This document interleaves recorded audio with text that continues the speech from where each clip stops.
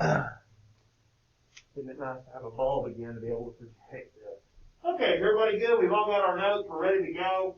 So the last time we were together, we talked about the rise of fascism. We talked about how Hitler came to power. He seized upon the misery that had been caused by I'm going to scoot right by you here, okay? The Treaty of Versailles and all the problems that came with that for Germany after World War I. Of course, the economic collapse, the humiliation of the terms of the Treaty of Versailles, the fact that Germany had to pay for the entire cost of World War I. Hitler exploited this. He knew the people in Germany were upset about that, and he exploited it. We talked about how he wrote down his vision for the future of Germany in Mein Kampf, which translates to my struggle. And he was able to convince the German people to get behind him, becoming Chancellor of Germany. The Nazis were elected to power. They called themselves National Socialists. Elected to power in 1933, Hitler becomes Chancellor of Germany and 34 head of state and an absolute dictator. So let's talk here a little bit about the causes of World War II. We talked about the rise of fascism, now the causes. So World War II lasted from September the 1st, 1939 to September of 1945. It was the most geographically widespread military conflict in human history. Approximately 85 million people died, 65 million more than World War I. Most countries involved in the war were against the Axis powers. The Axis powers were Germany, Italy, and Japan. Okay? You can remember that like dance a jig, like J-I-G, like Japan, Italy, Germany. Okay? Japan, Italy, Germany. You can remember who the Axis powers were like that. So those are the bad guys. Remember in World War I, Italy and Japan were on the good side. They were part of the Allies. They were the good side. They were Anakin Skywalker, but now they've turned to the dark side and become Darth Vader. So Germany, Italy, and Japan are the Axis powers and the bad guys. So World War II is going to involve a lot of fighting, a lot of different places around the world. We're going to be talking about these things. D-Day, June 6, 1944. In my humble opinion, the most significant date in the history of Western civilization. We'll talk about why. And here's the Iwo Jima War Memorial in Arlington, Virginia. So a lot we're going to be talking about here as we get World War II underway. So the biggest cause, in my opinion, of World War II, the end of World War I. The Treaty of Versailles was signed to end World War I in 1918.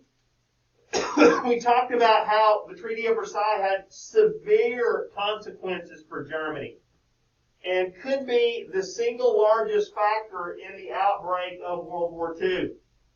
So what was so wrong with the Treaty of Versailles? Well, Germany had to accept full blame for starting World War I. They had to give up their colonies and their land and had to pay reparations to other countries, which led to severe economic stress on Germany. To meet payments or for the reparations of the war damages, Germany just starts printing money. This is called hyperinflation. Okay? So Germany's mark, Deutschmark, becomes basically worthless. German people were starving. There was no work. The German government was in complete chaos. So the Treaty of Versailles, if you want to look at the single biggest cause of World War II, look no further than the end of World War I. All right? Because this is what Hitler and the Nazis are going to use to try to exploit and come to power. All right? The Treaty of Versailles, the end of World War I, is what causes World War II.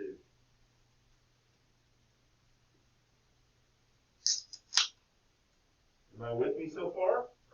Good.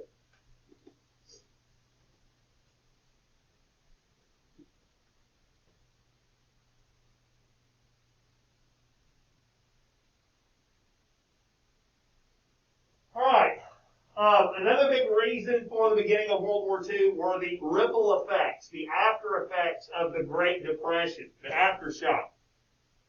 The Great Depression, if you'll remember, began with the stock market crash on October the 29th, 1929, and would last through 1939. Many countries' economies were struggling. It wasn't just Germany. It was our country, it was Germany, it was Italy, it was England, it was France. All kinds of different European countries' economies were staggering under the ripple effects of the Great Depression.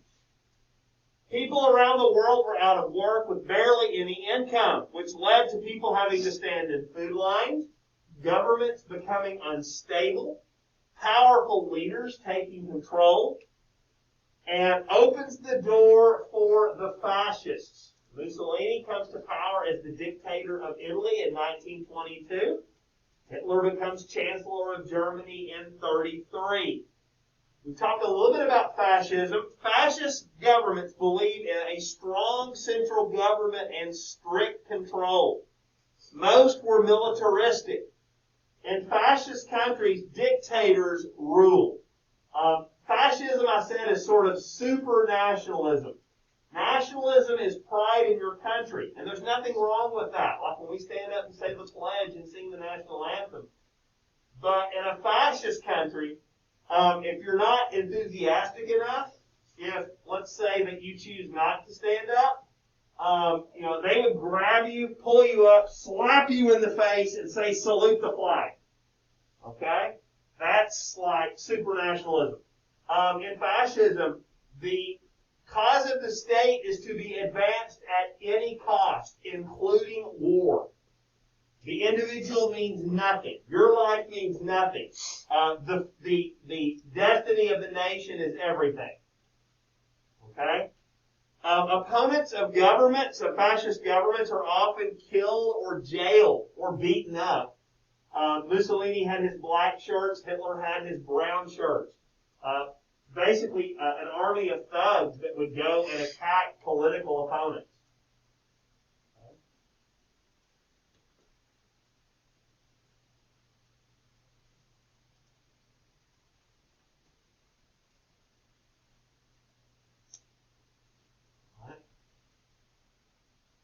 So all the aforementioned problems open the door for the arrival of fascist governments in Europe, like Italy and Germany.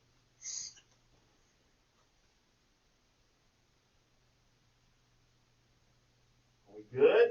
Everybody still with me?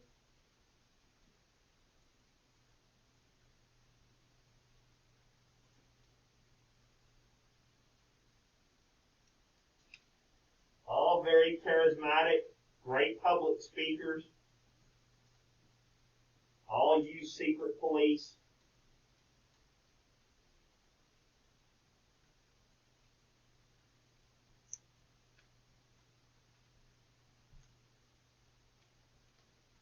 Okay. We good? Wonderful. Okay.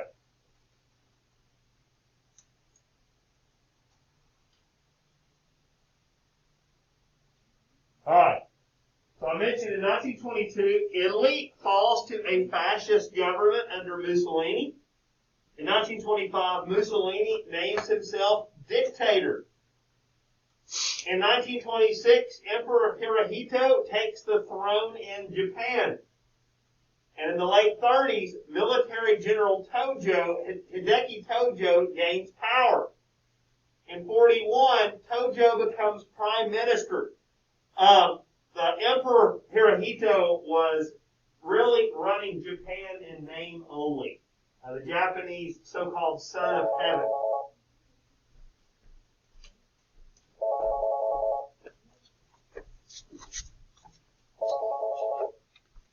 This is Mr. Hornet. Hi. Good, thanks.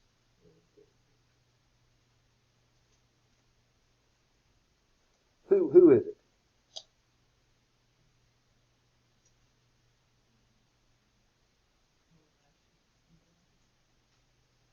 Okay. Could Broiner's class come to my room at the beginning of fifth block?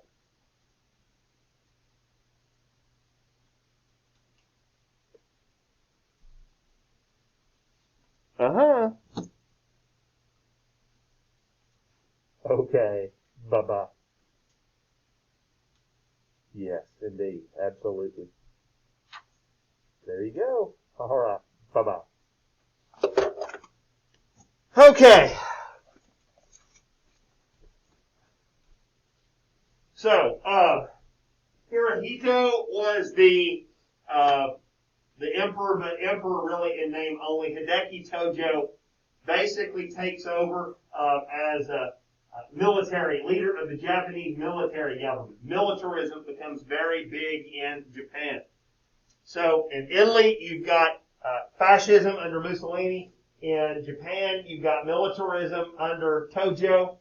And you've got fascism in Germany, of course, under Hitler. We talked a lot about this last Monday. In 1929, the National Socialist German Workers' Party, or the Nazis, led by Hitler, began to gain power.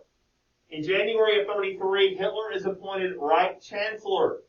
In February of 1933, the Reichstag government building burns. Hitler blames the German Communist Party. Many believe Hitler was responsible for the fire and was using propaganda to make Germans fear for their safety.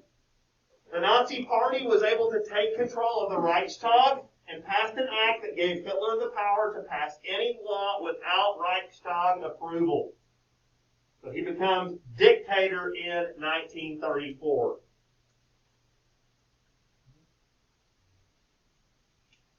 We have the rise of the dictators. And of course, during all this, Joseph Stalin is the communist dictator of the Soviet Union.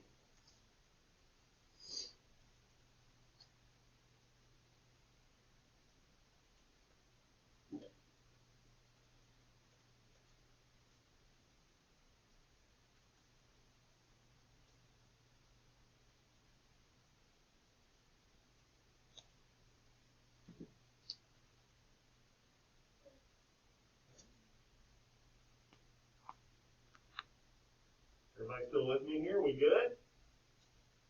Okay. We're talking about the Axis powers here. Germany, Italy, and Japan. These are the bad guys in World War II.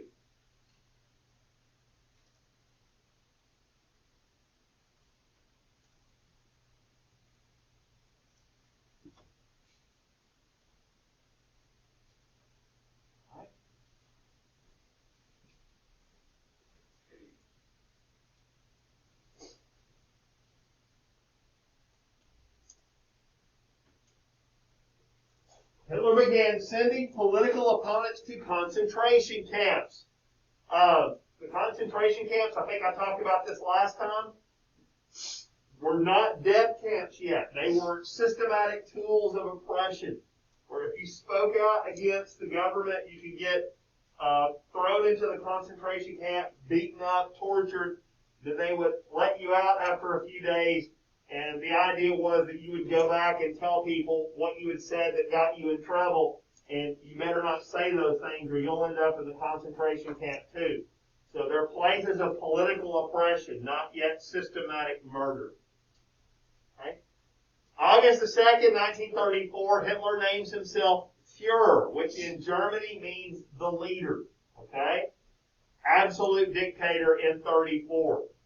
So why did the German people like this guy? You know, to us he's synonymous with evil. So why did people in Germany like him? Germans were so desperate for a leader that could improve their economy and restore their national pride that they started to listen to this guy.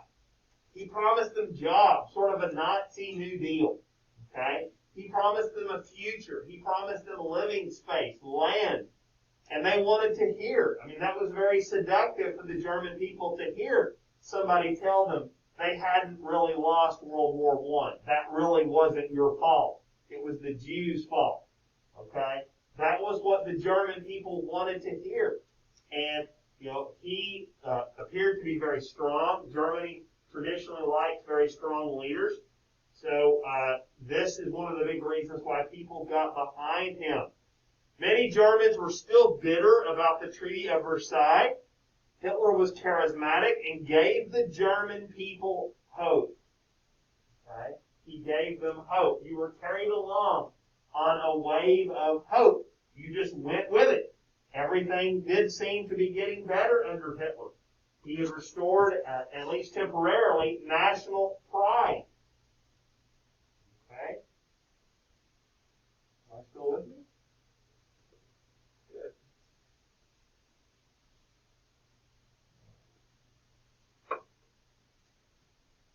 Once the dictators did come to power, they wanted to form alliances. October the 15th, 1936, Germany and Italy signed what became known as the Rome-Berlin or Rome-German Axis. Okay, there you see the swastika flag beside the Italian flag, the Rome-Berlin Axis. In 1936, November of 36, Germany and Japan signed what became known as Anti-Comintern Pact. Japan and Germany formed an alliance. And in May of 39, Germany and Italy formed a stronger alliance called the Pact of Steel. So the Axis powers are tying themselves closer to one another.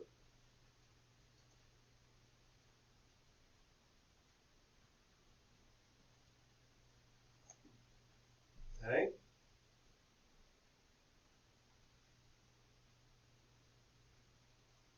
Pact of Steel. All these alliances tying the Axis powers closer to one another. Germany, Italy, and Japan.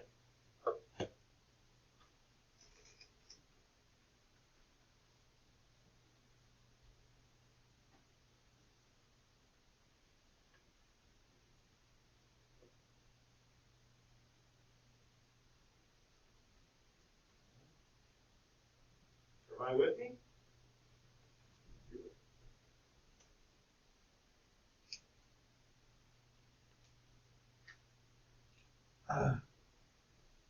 September the 27th, 1940, Germany, Italy, and Japan signed the Tripartite Pact.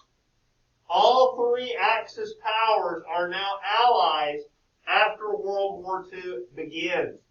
Okay? So Germany, Italy, and Japan, like JIG, J-I-G. Okay? Here you can see a picture of Mussolini and Hitler. This is a piece of propaganda, American propaganda. Once we do get involved, this is don't slow up. They won't. Our work will win or lose this war. So there's Hirohito, there's Hitler, and there's Mussolini.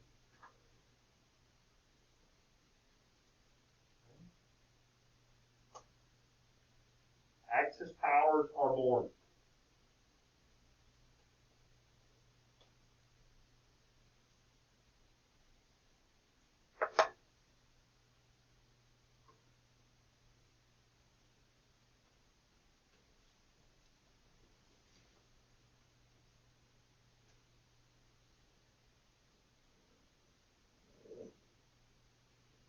All right, we've talked about imperialism for a long time now. Remember, we said imperialism refers to empire building. I've used Star Wars as an analogy.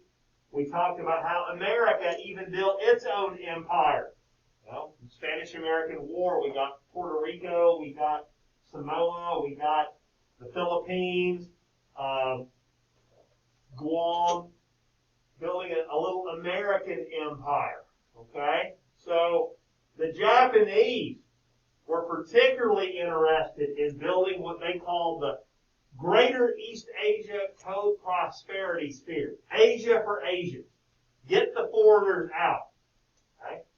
And they dreamed of building an empire. There are not a lot of natural resources on Japan. The islands are very small. Okay? Not a lot of room in Japan. So in order to militarize, to have metal and rubber tree plants and things like that, you're going to have to take over other places. Okay? Once the dictators come to power, they want to expand their country's empire. Japan was a small island country that with very few natural resources. In order for Japan to become an industrialized nation, it needed to take over lands that were rich in natural resources. In 1931, Japan invaded Manchuria, China. Here's Manchuria, this area in red right here. Japan claimed more Chinese land and seized European colonies in the Pacific region. Okay, so they started taking over portions of China. That's the real first big move. And don't think for a second that Hitler and Mussolini didn't see that Japan got away with that. And they thought, well, we might be able to get away with doing that too. So in 1935,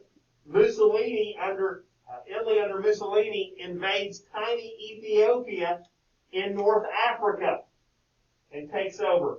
And nothing happens to him. There is no punishment. Now, the League of Nations, when the Japanese invaded Manchuria, told the Japanese to leave. And they just said, no, and walked out of the League of Nations, which demonstrated how ineffective and worthless the League of Nations was. They had no means of enforcing their decisions. So when the Japanese got away with invading Manchuria, that encouraged Mussolini to invade little Ethiopia. So the empire building has begun.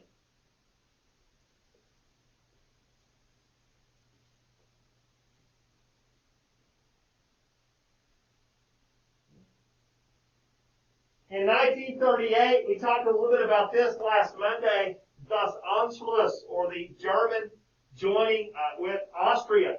Remember we said Hitler was not German. He was born in Austria.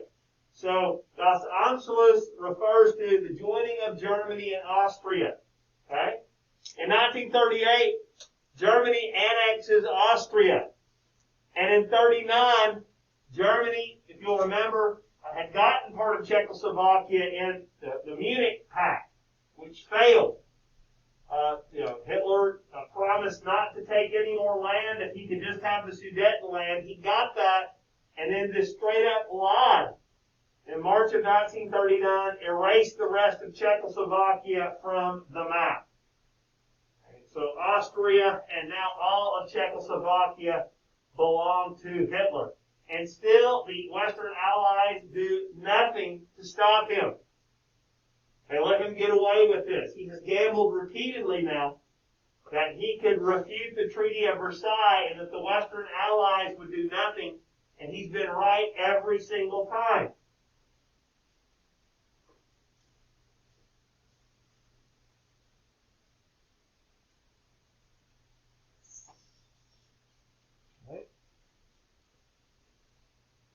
In August of 1939, Hitler and the Soviet Union's dictator, Joseph Stalin, signed the German-Soviet Non-Aggression Pact, also known as the Molotov-Ribbentrop Pact, after the top two diplomats. Ever heard of a Molotov cocktail before? Where you get like a bottle of booze and put like a little rag and light the rag and throw it and it explodes? That's called a Molotov cocktail, okay? It's named after Molotov. That was Stalin's top diplomat. And Ribbentrop, who was Hitler's top diplomat. This also becomes known as the Nazi-Soviet Non-Aggression Pact. Okay?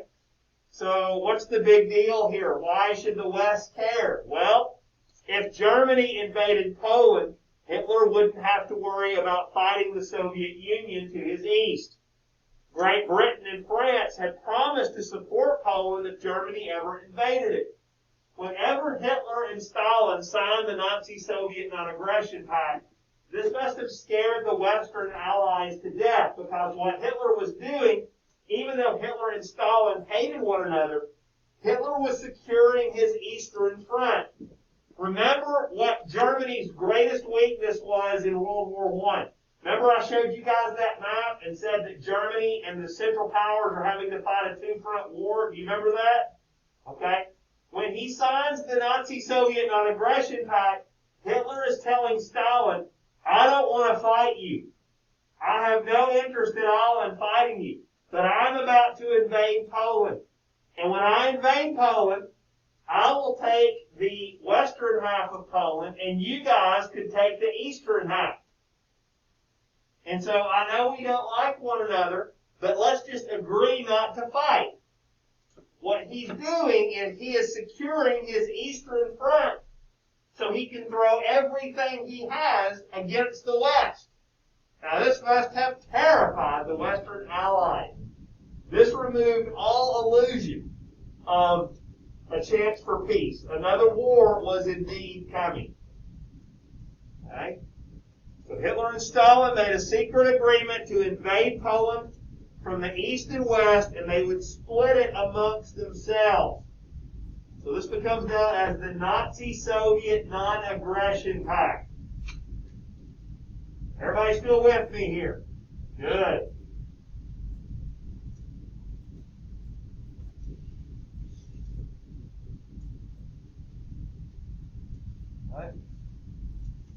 We talked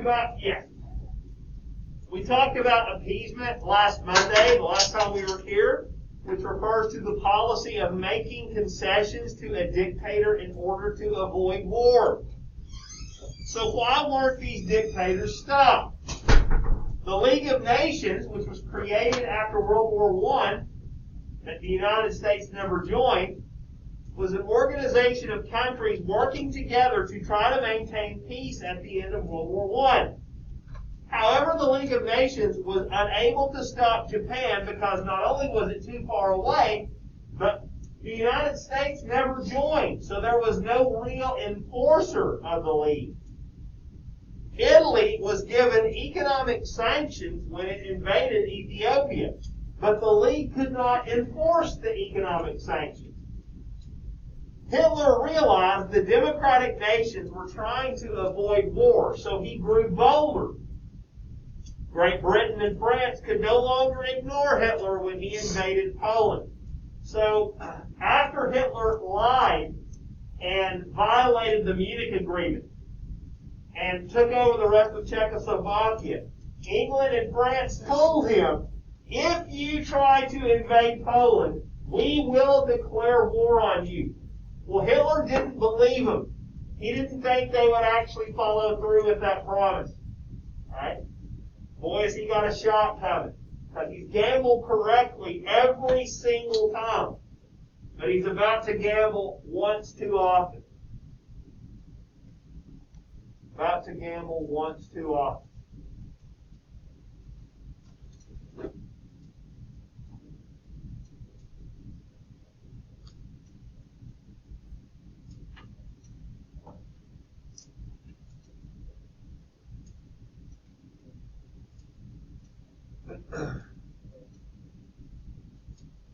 Everybody with me? Good.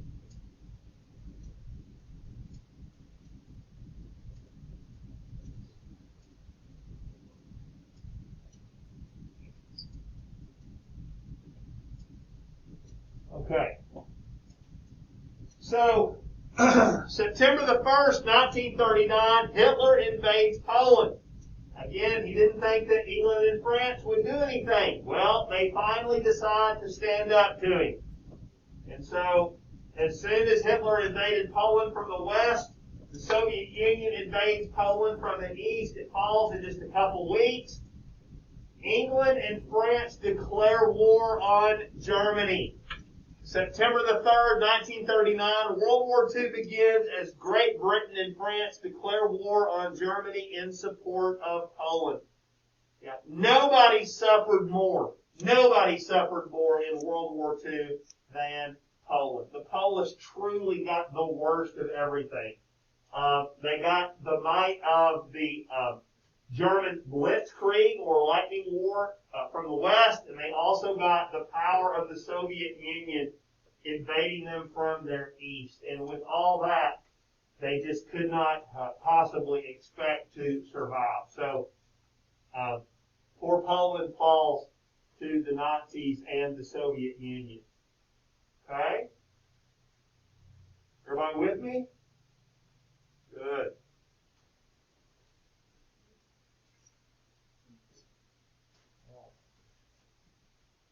This is a little video on that.